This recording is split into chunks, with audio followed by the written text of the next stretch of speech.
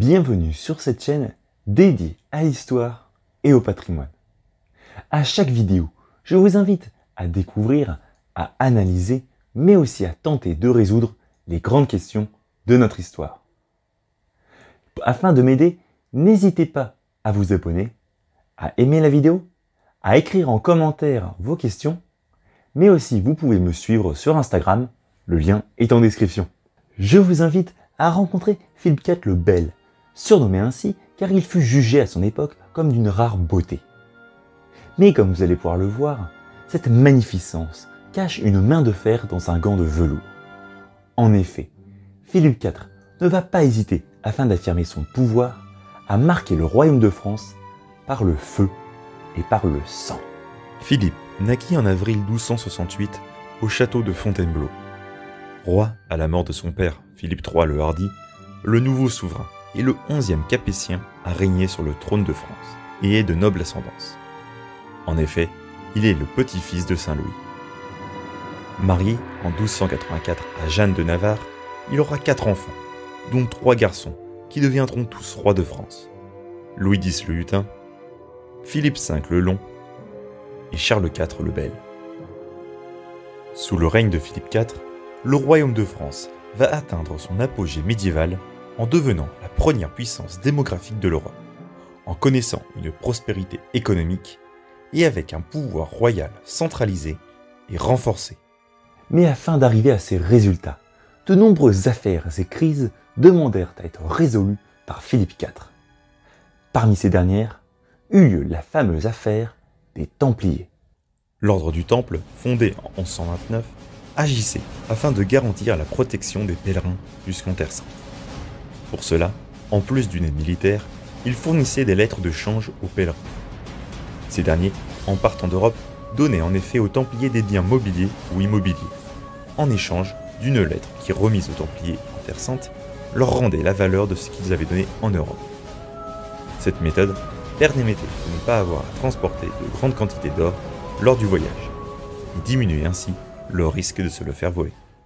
Avec le temps, le Temple voit son patrimoine grandir en France, avec de nombreuses terres agricoles, des commanderies et des abbayes.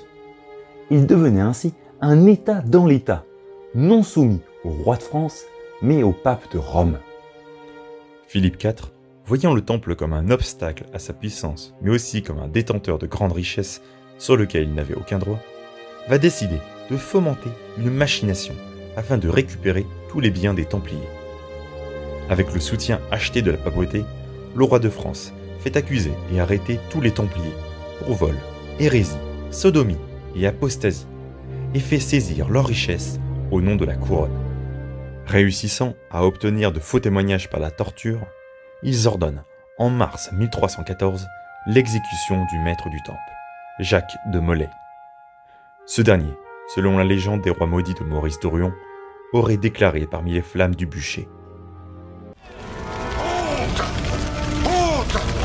Vous voyez des innocents qui meurent! Dieu vous jugera! Pape Clément, chevalier Guillaume de Nogaret, roi Philippe, avant 1 an, je vous cite à apparaître au tribunal de Dieu pour y recevoir votre juste châtiment. Maudit! Maudit! Soyez maudits jusqu'à la 13e génération de vos races! Maudit! Maudit! Une malédiction qui se serait réalisée avec la mort du descendant de Philippe IV, Louis XVI. Avec la destruction du Temple, le roi de France voit sa puissance et sa richesse augmenter.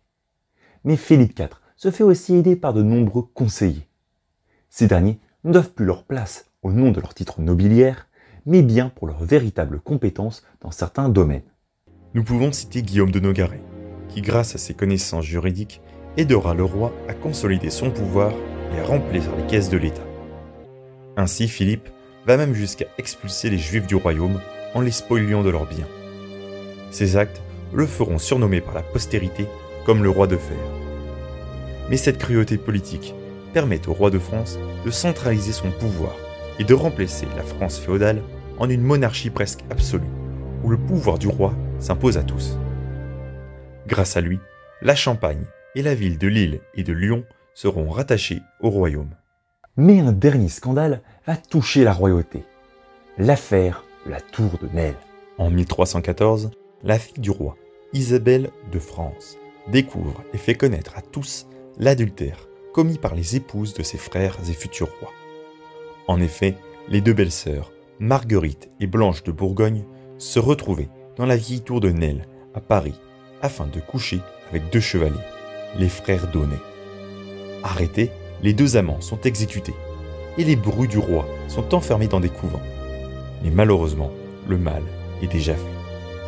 En effet, la légitimité et la capacité à régner des princes est fragilisée, ainsi que la continuité dynastique, à cause d'une paternité contestable.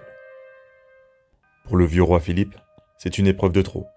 Ainsi, lors d'une chasse dans l'Oise, il chute de cheval et est victime d'un probable accident vasculaire cérébral, selon les médecins d'aujourd'hui.